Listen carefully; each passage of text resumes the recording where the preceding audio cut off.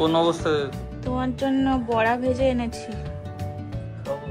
এখন এই গাছটা লাগানো হবে। 30% সার, 70% মাটি। মাটি এত শক্ত হয়ে গেছে, লাস্টে জল দিতে হয়। সেই কারণে আজকে নিরামিষ করে ইনস্ট্যান্ট ওটাকে একটু ভেজালাম, ভিজিয়ে ছাঁকা তেলে ভাজছি না।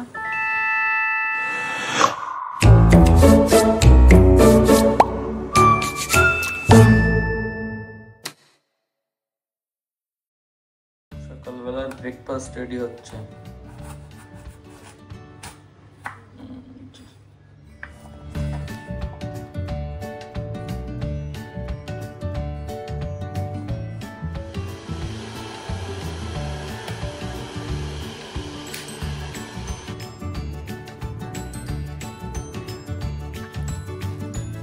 তো আজকের সকালটা দেখতেই পাচ্ছ, ভদ্রলোকের বানানো ব্রেকফাস্ট দিয়ে স্টার্ট হচ্ছে।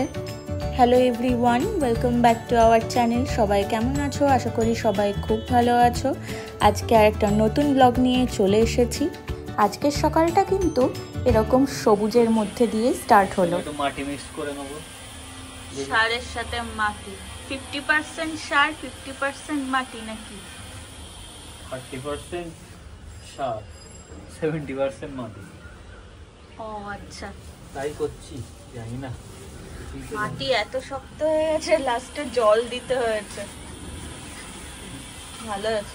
আর ওই যে ওখানে যে বাবা যে ইয়েটা করে রেখে গেছিল, সবজির জলটা কই? বাথরুমে ছিল না? দেখিনি আমি। এটা আমি আমার মতো করছি, আমি এগুলো নিয়ে এসেছি। এই যে এগুলো সবজির জল, ও তো হলো সার হবে 3 মাস পরে। সার হবে এগুলো, ওই গাছগুলোতে দিতে হবে। ওগুলো 3 মাস পরে সার। আরে ওই গাছটাতে দেখো ফুল হচ্ছে তো, ওই গাছটাতে ফুল হয়েও হচ্ছে না, মানে সে কবে থেকে ফুলটা ফুটবে ফুটবে করছে, কিন্তু কি হচ্ছে কি জানি। ঠিক ফুটবে।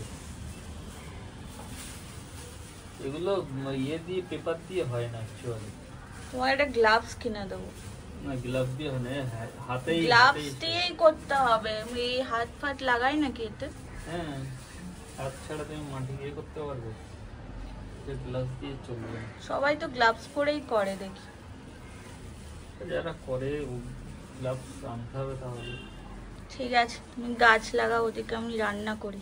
কালকে যেহেতু গণেশ পুজো, তো অ্যাকচুয়ালি আজকেই পড়ে গেছে গণেশ চতুর্থী, তো সেই কারণে আজকে নিরামিষ করছি। আর অনেকদিন নিরামিষ খাওয়া হয় না, সেই কারণেই আরও বেশি করে নিরামিষটা করছি। তো আজকে ভেবেছিলাম সয়াবিন করব, কিন্তু কি হয়েছে,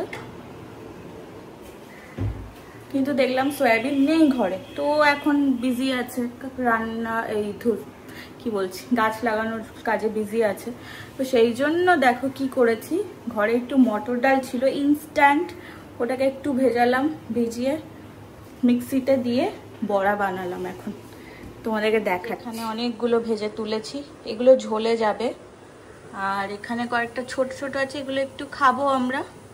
আর ওই বড়টা, ওটাও ঝোলে যাবে। এই যে ভাজা চলছে, একদম অল্প তেল দিয়েছি, ছাঁকা তেলে ভাজছি না।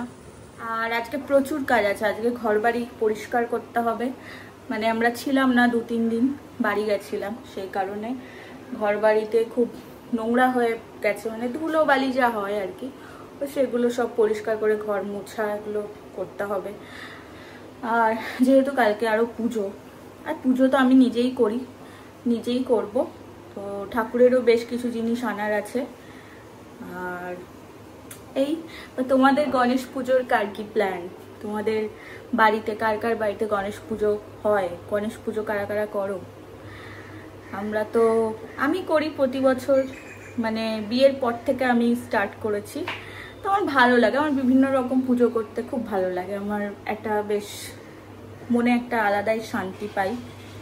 তো ওই আমি আমার মতন করেই করি, দেখা যাক কতটা কি করতে পারি।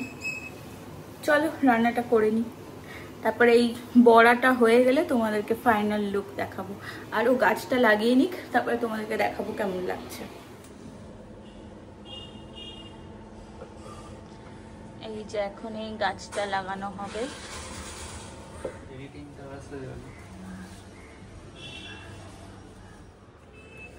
তোমার জন্য বড়া ভেজে এনেছি।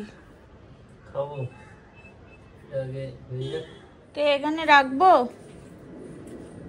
না নোংরা খাইয়ে দিই।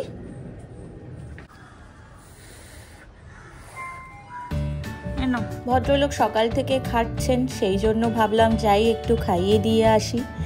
এই যে দেখো গাছটাও লাগানো প্রায় কমপ্লিট হয়ে গেছে, আর কি সুন্দর লাগছে না।